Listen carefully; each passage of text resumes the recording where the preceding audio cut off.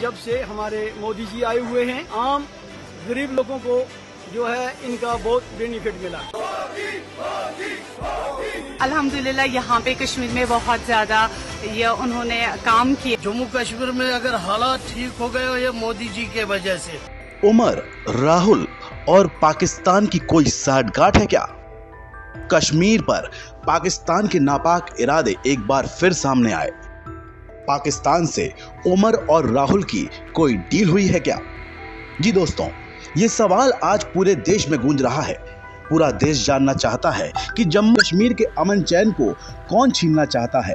हम जानना चाहते हैं कि आखिर वो कौन है जो हमारे सबसे बड़े दुश्मन और कश्मीर की वादियों को काला करने वाले पाकिस्तान के साथ है। ये जवाब देना होगा जम्मू कश्मीर की सबसे बड़ी पार्टी नेशनल कॉन्फ्रेंस के नेता उमर अब्दुल्ला को और देश के नए हीरो बने राहुल गांधी को, क्योंकि धारा 370 और 35A को लेकर जो बयान पड़ोसी मुल्क से सामने आया है वो कई सारे सवाल खड़े कर रहा है।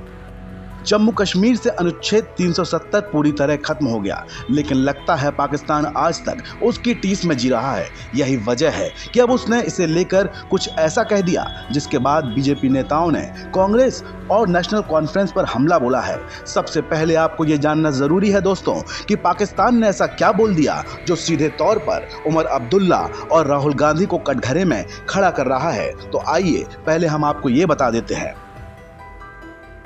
दरअसल पाकिस्तानी पत्रकार हामिद मीर ने अपने प्रोग्राम में ख्वाजा आसिफ से सवाल किया। शेख अब्दुल्ला और नेहरू ने 370 और 35A तय किया था। तब ये दोनों पार्टियां नेशनल कॉन्फ्रेंस और कांग्रेस इलेक्शन में कह रही हैं कि अगर हम जीत गए तो 35A और 370A के सस्पेंशन को खत्म कर देंगे। आपको लगता है ये संभव है? इस पर पाकिस्तानी मंत्री ने कहा ये संभव है। कांग्रेस और नेशनल कॉन्फ्रेंस दोनों ही महत्वपूर्ण मौजूदगी है वहाँ, बहुत चांस है कि वो पावर में आए। उन्होंने इसे इलेक्शन का मुद्दा बनाया हुआ है।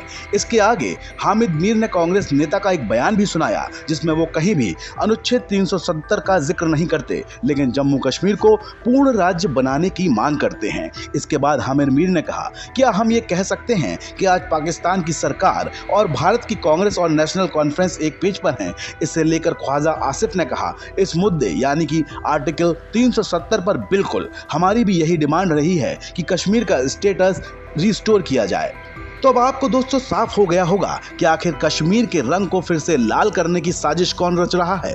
पाकिस्तान को फूटी आंख नहीं सुहा रहा कि जम्मू कश्मीर पूर्ण राज्य बने। वो चाहता है कि 370 और 35A की फिर से वापसी हो, फिर लोग वहां घरों में कैद हों, शांति, अमन और भाईचारा खत्म हो। और इसका साथ दे रहा है कौन, ये आप खुद ही समझ चुके होंगे, क्योंकि पाकिस्तान का इतना बड़ा मंत्री ऐसे ही इस इंटरनेशनल मुद्दे पर कांग्रेस और उमर का नाम नहीं लेगा। वो कहते हैं ना कि धुआं वहीं उठता है जहां आग लगी होती है। ऐसे में अब बीजेपी नेता भी कांग्रेस और नेशनल कॉन्फ्रेंस से सवाल कर रहे हैं। वहीं इस पूरे मामले पर केंद्रीय गृह मंत्री अमित शाह ने भी कांग्रेस पर करारा वार किया है। पाकिस्तान के रक्षा मंत्री का आर्टिकल 370 और 35A पर कांग्रेस और JKNC के समर्थन की बात ने एक बार फिर कांग्रेस को एक्सपोज कर दिया। अमित शाह ने साफ कहा, इस बयान से पुनः यह स्पष्ट कर दिया है कि कांग्रेस और पाकिस्तान के इरादे भी एक है और एजेंडा भी एक।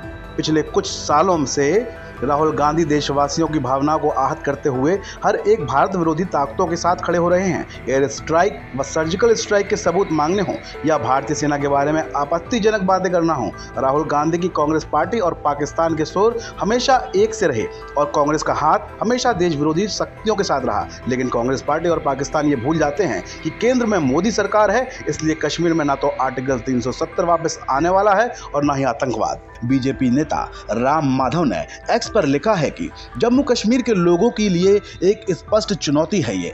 पाकिस्तान के रक्षा मंत्री ख्वाजा आसिफ ने कहा कि एनसी कांग्रेस गठबंधन पाकिस्तान के साथ एक ही पृष्ठ पर है। लोग चुनाव में इसे देशद्रोही गठबंधन को एक बड़ा सबक सिखाएंगे। जम्मू कश्मीर उन लोगों के साथ खड़ा होगा जो हिंदुस्तान के साथ खड़े हैं, ना कि उन लोगों के साथ जो पाकिस्तान के साथ एक ही पृष्ठ पर हैं। वहीं बीजेपी नेता शहजाद पूनावाला ने भी इस मामले में कांग्रेस को घेरा है। अब तो सारी बातें सामने निकल कर आ गई कि किस प्रकार से पाकिस्तान का हाथ कांग्रेस एनसी अलायंस के साथ और कांग्रेस एनसी अलायंस का साथ पाकिस्तान के साथ। देखिए, जिस प्रकार से पाकिस्तान के डिफेंस मिनिस्टर ने एक पाकिस्तानी चैनल को कहा है कि हमारी पाकिस्तान की पोजीशन बिल्कुल कांग्रेस एनसी की पोजीशन की तरह ही है आर्टिकल 370 और 35A पर, और रिस्टोर करना चाहते हैं हम लोग। और नेशनल कॉन्फ्रेंस और कांग्रेस पार्टी भी हमारे स्टैंड के साथ इत्तेफाक रखती है, वो उसी स्टैंड पर है। ये दिखाता है कि किस प्रकार से सुर और ताल एक ही है नेशनल कॉन्फ्रेंस कांग्रेस का और पाकिस्तान का। और पहला ऐसा मुद्दा नहीं है, चाहे वो सर्जिकल स्ट्राइक हो, चाहे वो बालाकोट एयर स्ट्राइक हो, चाहे वो पुलवामा हो, चाहे वो 26/11 का दोष पाकिस्तान से हटाकर भारत और हिंदुओं पर डालना हो, बार बार सुर से सुर मिलाए जाते हैं। राहुल गांधी के तो ऐसे सुर मिले 370 पर कि सीधा उनके डोसियर पर छपे हुए। तो सवाल ये बनता है कि एक व्यक्ति का, एक पार्टी का विरोध करते करते आप पाकिस्तान के साथ खड़े हो जाएंगे, पाकिस्तान को अंतर्राष्ट्रीय मंच पर आप मौका देंगे ये बोलने का। शहजाद पूनावाला साफ कह रहे हैं कि एक व्यक्ति का विरोध करते करते कांग्रेस और पूरी एनसी पाकिस्तान के साथ खड़े हो गए, उन्हें यह दिखाई ही नहीं दिया।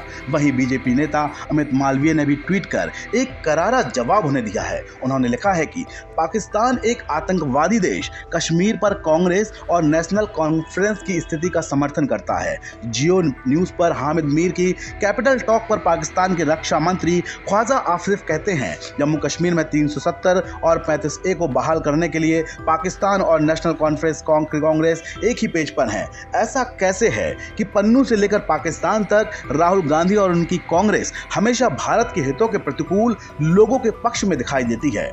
दोस्तों, इतना सब कुछ हो रहा है तो सवाल उठने लाजमी है, वाकई कांग्रेस हमेशा भारत के विरोधियों के साथ क्यों खड़ी रहती है? क्योंकि पाकिस्तान एक ऐसा पड़ोसी देश है जो हमेशा ही भारत की पीठ में खंजर घोंपता आया हो। खुद के घर में तो आटे दाल तक नसीब नहीं, लेकिन भारत के खिलाफ ऐसे जहर उगलता है जैसे उसने हमें बनाया है। लेकिन वो भूल गया कि भारत किसी से नहीं डरता, पाकिस्तान भारत से ही निकला है। वहीं इस पूरे मामले में सियासत के सूरमाओं को देखिए, नए नवेले हीरो बने या यूं कहें कि बनाए गए राहुल गांधी और उनकी पार्टी इस चुनाव में कांग्रेस अनुच्छेद 370 को लेकर बिल्कुल चुप है। अपने घोषणा पत्र तक में इसका कोई जिक्र नहीं किया।